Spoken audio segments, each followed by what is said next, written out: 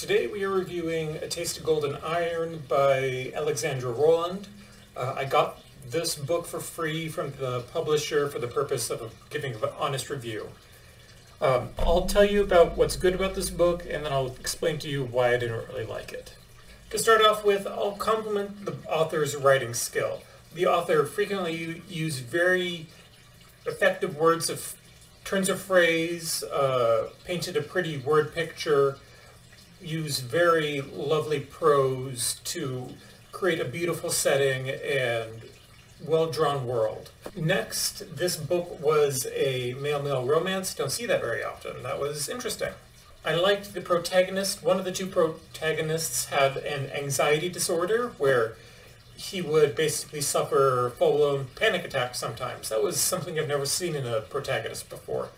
Sometimes he had them for good reasons, like he got in a fight and he nearly died and he suffered a panic attack afterwards. And sometimes he suffered them for bad reasons, like he talked to someone and had an innocuous conversation and he had a panic attack. It's clear this guy is unwell. I'd say he's disabled in a way, and this was a positive portrayal of being disabled. That is good. Now let's take a minute to talk about what I felt was bad about this. Now I'll just start this off again by saying I don't like romances, and this is a romance. I was never going to like this book. Here we are.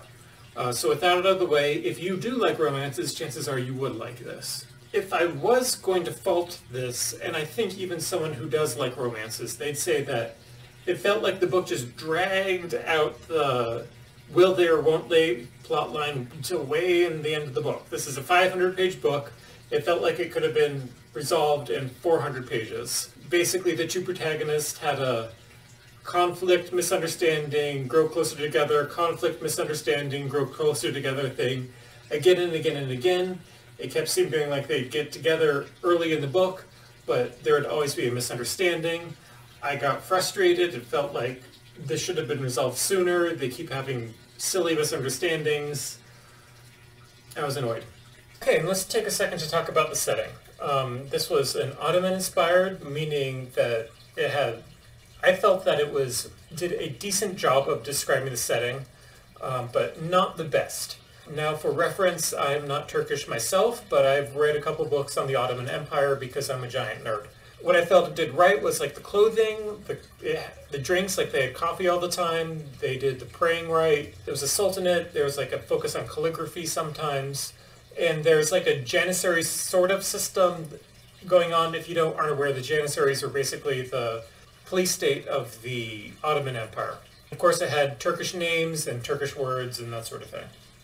If I were to fault it, I'd have to say that while this got the surface level right of the Ottoman Empire, it really didn't go deeper into Ottoman history and try to reenact it.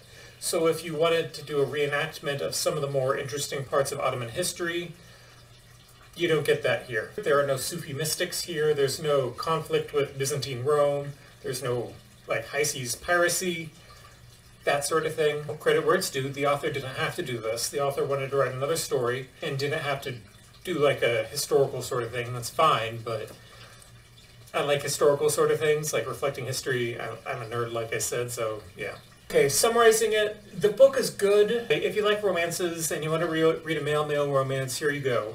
You'll probably like it. If you're like me and you don't really like male-male romances, skip this one. You'll do fine. Have a nice day.